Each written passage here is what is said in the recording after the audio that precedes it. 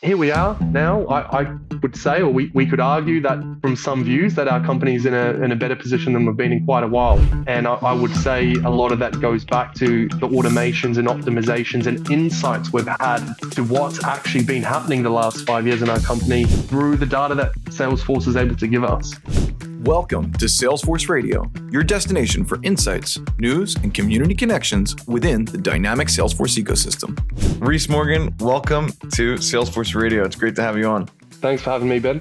So just a little bit of an introduction. Rhys and I have known each other, of course, via Zoom for probably a little bit over a year now, and came to us for some solutions for his Salesforce org using Titan. I think it was mainly around document generation at the time, but I kind of remember when we spoke, you said, hey, this is something that I'd like to introduce and maybe expand with in the future. And from those conversations, I really understood that you're somebody who is deep within the Salesforce ecosystem and deep within your own personal org that you're working in. But I want to hear a little bit about your journey today, and maybe if you could just introduce yourself, and then we can jump right in. Yeah, sounds good. So we spoke actually at a pretty early stage of my Salesforce journey, and there was a lot of possibilities in my eyes at that point. There were really very few limitations. So reaching out to you about Form Titan was really an experiment, actually, from my view.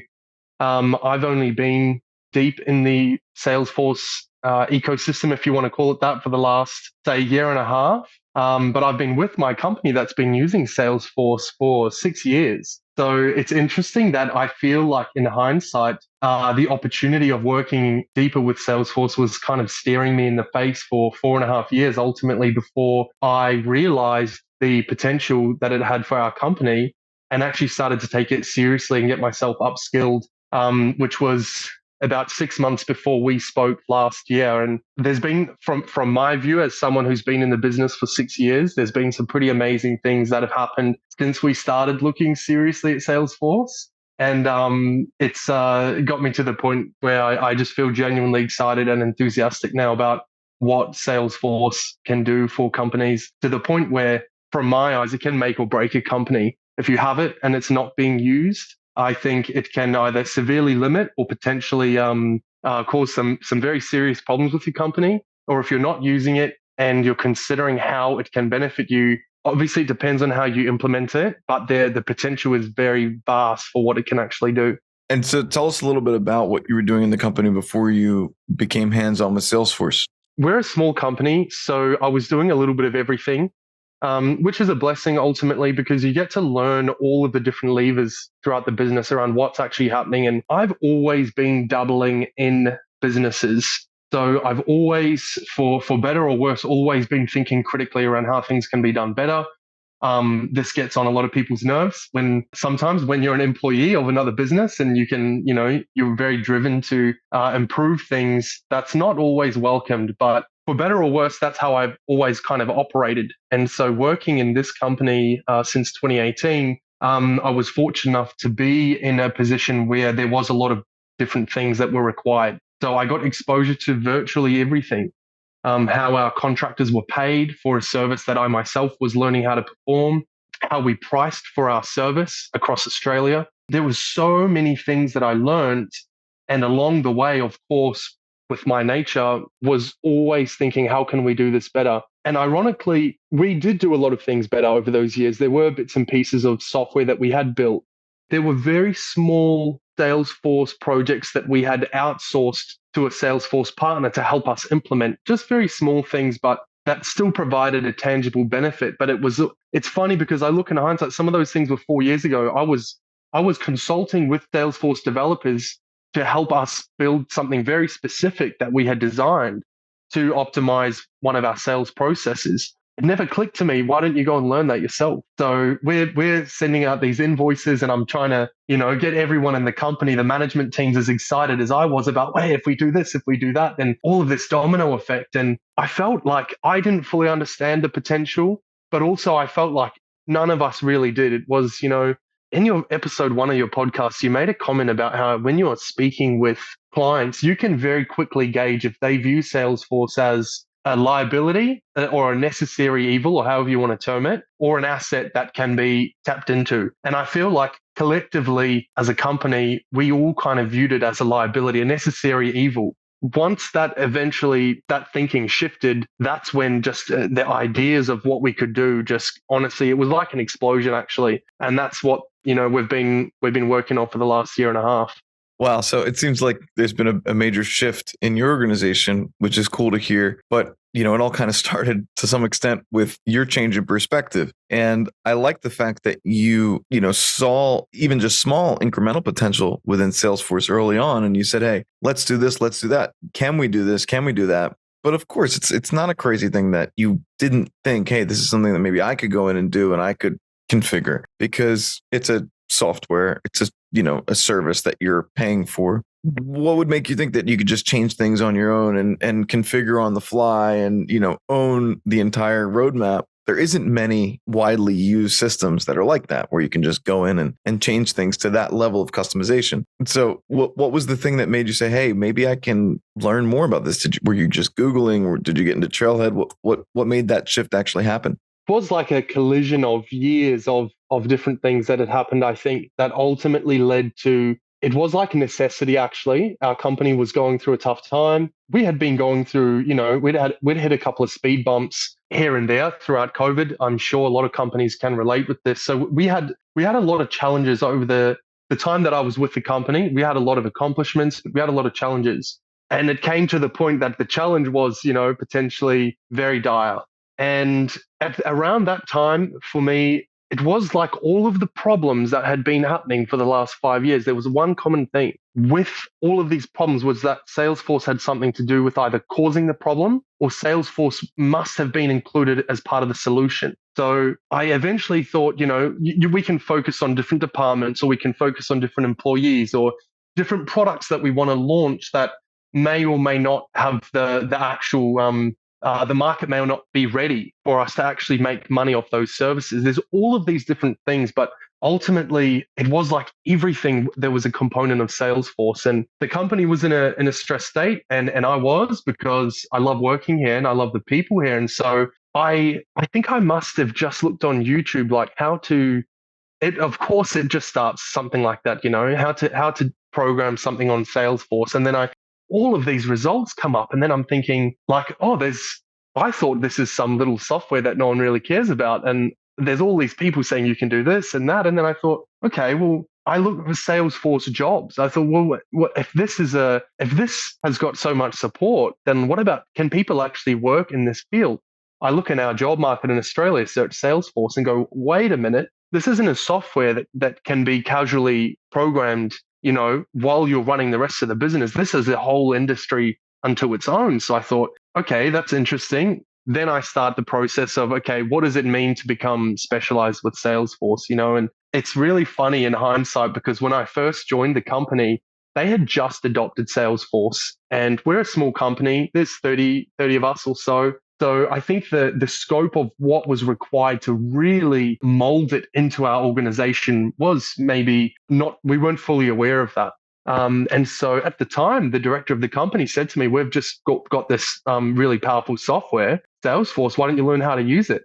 And my thinking was, why do I want to learn how to use that? I could be going out making money for the company. And like my thinking was so disconnected in hindsight, because I thought this is boring admin background work that's akin to resetting the staff's password as an IT support team. That's, in my eyes, was just completely misrepresenting what it actually meant. Now I think I don't want to do anything else, because I want to make money for the company by programming Salesforce. It's almost as opposite. And it took 5 years for my mind to really fully see that, 4 or 5 years. And here we are now. I would say, or we could argue that from some views, that our company is in a better position than we've been in quite a while. And I would say a lot of that goes back to the automations and optimizations and insights we've had to what's actually been happening the last 5 years in our company through the data that Salesforce is able to give us. That's a really, really cool story. And I think that there's probably a lot of people who can relate to it. And obviously there's always the, discussion of the accidental admin.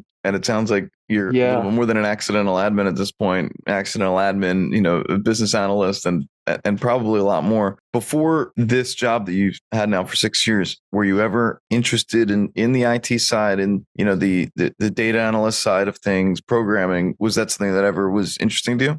Definitely. More on what would you say, on more of a cursory way. I always loved technology, hacking game consoles at 12 or 14, things like that. I was never a real techie guy though. Like I don't know code. Although I've attempted to learn code multiple times, I'm not sure if it's a right fit for me. At least that's what I've told myself when I've hit walls a few times over the years. So I love the idea of it all, but I've never been deeply immersed in actually IT stuff. Although I had built websites and tried internet businesses and other things that kind of, I guess, made learning Salesforce and going a bit deeper into it not that far of a step from where was already comfortable behind a computer screen. And at this point, do you feel connected with the larger Salesforce community? Do you feel like you're leaning on the community for resources, for answers? Do you ever, go to any in-person events, or is it really just you're kind of still within the organization? Yeah, I think it's at the getting to a point now where I need to go down that route, because it's been a year and a half with our company and we have accomplished so much. I have learned so much from people on YouTube.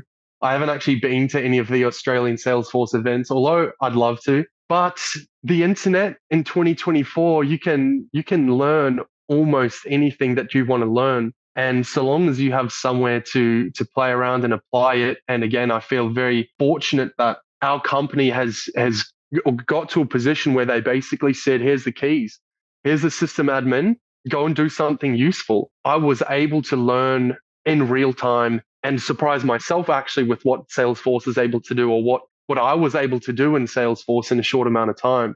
But we're a fully remote company. I almost feel like you can live your life behind a computer screen at the moment, I hear that. Yep. I feel the same way. I really can totally relate to that. And at this point, do you have a roadmap? Do you have a way that you decide on what's next in Salesforce? That's an interesting question. I think with being a small company and the agility that comes with that, we're very quickly able to reprioritize things as the need or as the value of that solution becomes apparent to us. And so I have a long list of projects that we want to do. And I have things that I would say, you could say are in like alpha stage of like features, quite powerful features that I had started building immediately last year, which have then made their way down the list, because from a financial or from a profitability point of view, we look at the company and we look at how much is this going to actually affect the bottom line. It's like, yeah, of course, the guys are going to love it. Because it makes something easier that's annoying, like using software that has a clunky interface is not, it might take you the same amount of time, but if it's a clunky interface, it sucks using it. And interestingly, that actually relates to exactly why I love Titan software and how I ended up even discovering Form Titan. But maybe we can jump back to that if you want to later. But there's a lot of features that we have on the pipeline that I'd love to work on, but we really just focus on what is going to hit the bottom line. And ultimately, how we know what is going to hit the bottom line, it all comes down to the data that Salesforce is producing anyway.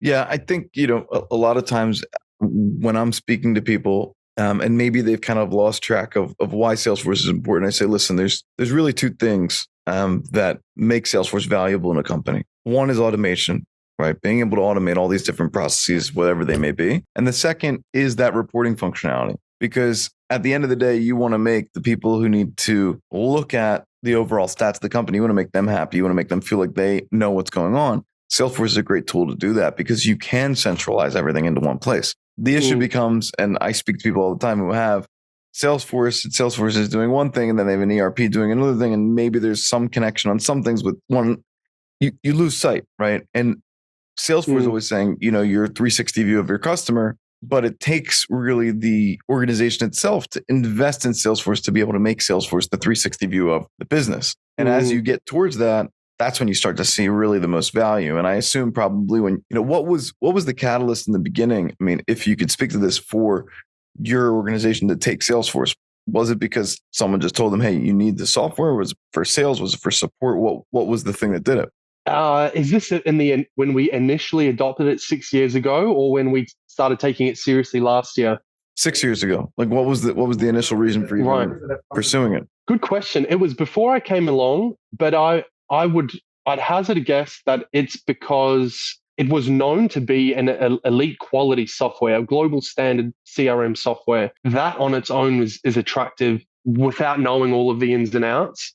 And I think knowing that there were catered solutions out there to our needs was attractive as well, because we're like, oh, that's designed exactly for our type of business. But it's like wanting a house and knowing that wood is designed to build a house and then just going out and buying a pile of wood. That doesn't equal a house. And it's like, to make Salesforce work extremely well with our organization, as you know, and as it seems to be a theme with a lot of companies that go through the adoption of Salesforce, is it does take a lot of work. And I would argue it's unequivocally worth it, but it's not a few clicks, or it's not a few weeks of hiring a partner to do one project. It's like constantly every department can get more and more and more intertwined. And the more that the data gets intertwined, the more that you can optimize it and make it profitable. And I guess I see it as a never-ending project of optimizing and growing the company by just refining and reiterating all of the things that we build in Salesforce. I think that's a big answer to your question, but it's a great answer. No, and I think that, the big difference and the difference in mindset, right, is the organizations who eventually realize, oh, this is a never-ending project that we should keep investing in and it will have returns, as opposed to plenty of organizations, especially when they're first just going out and implementing, they think, okay, we're implementing on this date, and then, maybe we're going to implement something else on this other date. But it's like they think that, I asked you before about the roadmap, they think that the roadmap, it ends, or that it's a phased implementation of something that's got an end point. And as a business grows, the idea is that you can do more. So I think that your mindset's correct for what the potential of Salesforce really offers. But sometimes as the Salesforce admin or the accidental admin, it's not easy to get the higher ups on the same page with that vision, because it's difficult. It means more money, it means more time, it means more resources over a long period of time. And you have to be able to show the return. So I guess question for you, what are maybe you can dig a little bit into the business, your actual business. Where has the value been? What are some specific use cases that have brought value to the business and helped you come to this period of growth that you're in right now? Love that question. I could probably talk for an hour just on that question.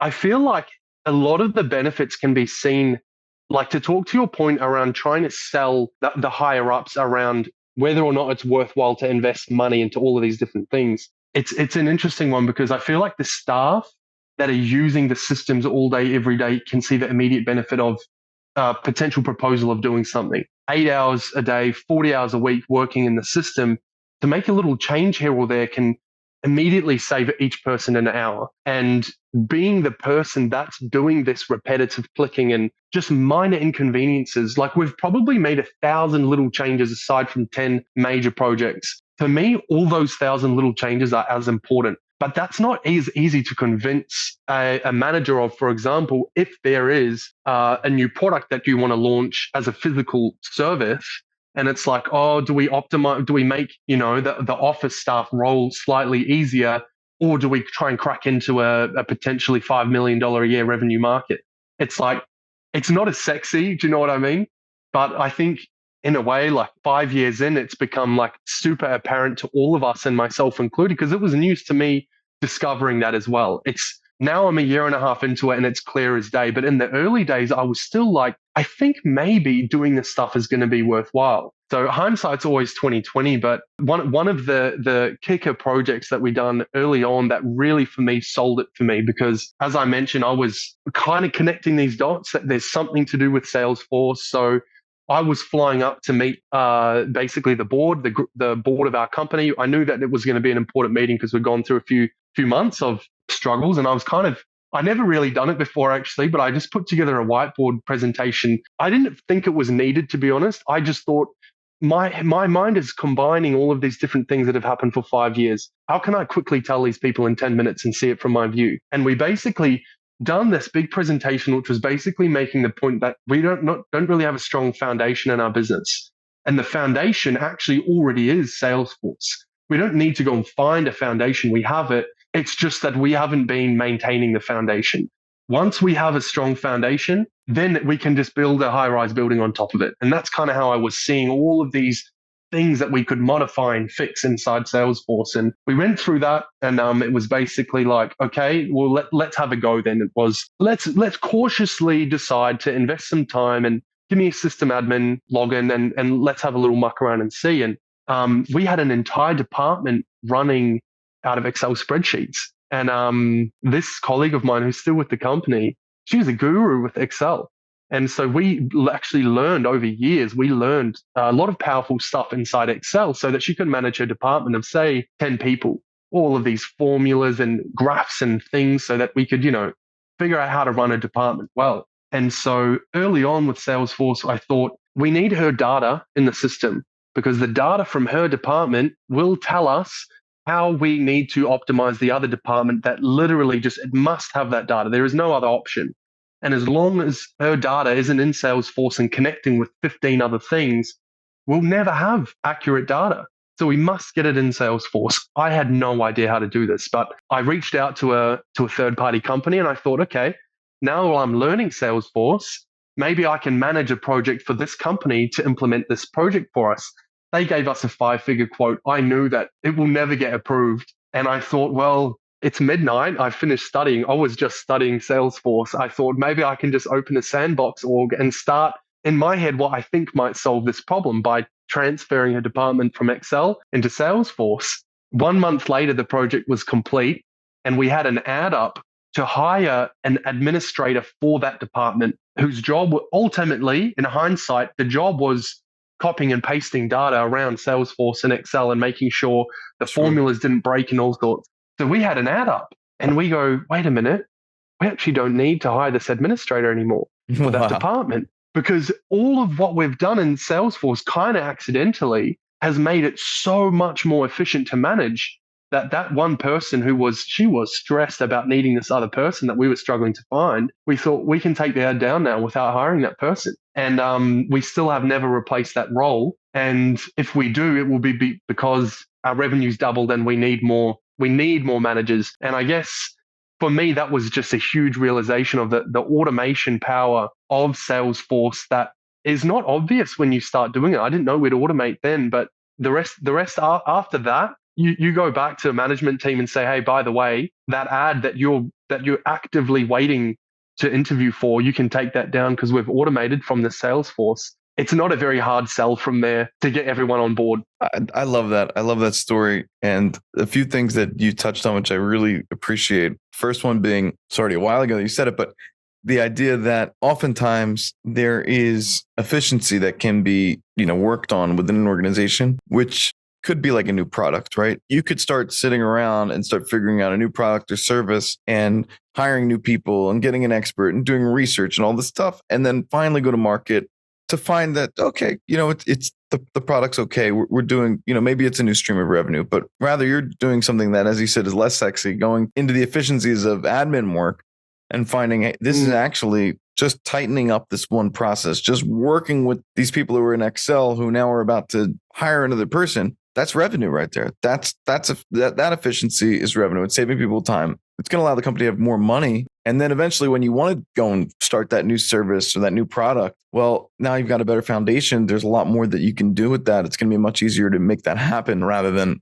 just changing directions all the time. And I think it's a really cool thing that you were able to just go and figure out, hey, maybe this can happen in Salesforce. Even went to a partner, didn't, and then did it. And I think as I once saw in a video from David Liu, maybe you've also seen this, what is Salesforce? And he explains how Salesforce is just taking Excel and putting it into a much bigger, database. So when you think about it that way, like what you did was perfectly sound, and it then all is in one place and it's all reportable, and we can have all those automations running on it, which is what makes it just the solution that it is today. Absolutely. Yeah. It's I feel like it can't be overstated, the impact that it can have.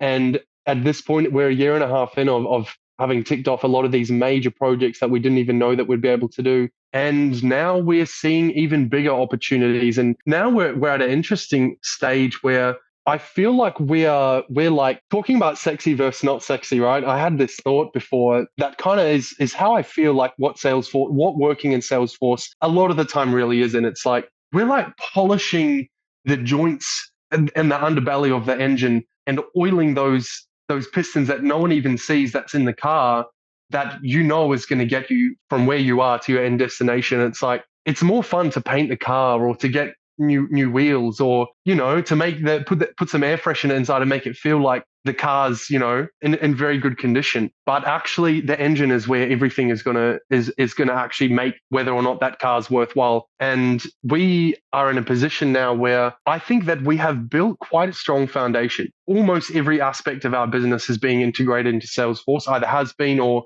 is halfway there. And now I don't think we could have ever scaled our business to 5 times the revenue without sorting out Salesforce.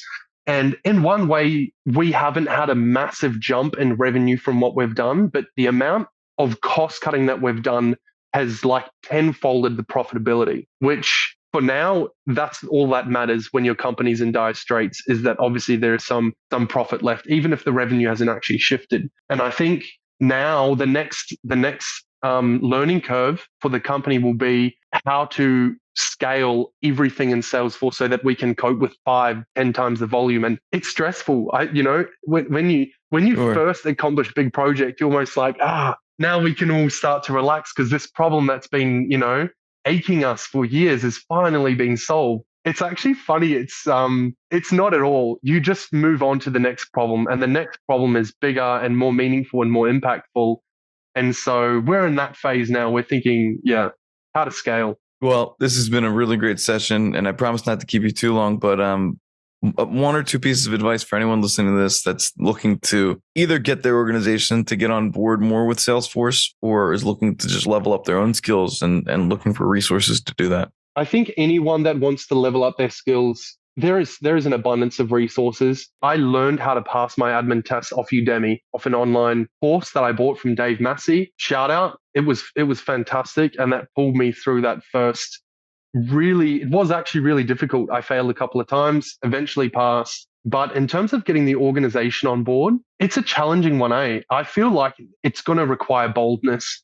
If anyone wants Salesforce to be acknowledged in an organization where it's not being acknowledged, you're going to have to risk maybe even humiliating yourself. If you really want to drive it home, like you can always at the water cooler, be like, hey, we should do this. It's not going to land. I think for a significant shift to take place, I feel like you're going to have to put your own work on the line. You're going to have to put yourself in a position where you might fail. But I think there's enough training resources out there where you won't, So I think boldness, it's a risk in life, but I think it is rewarded as well.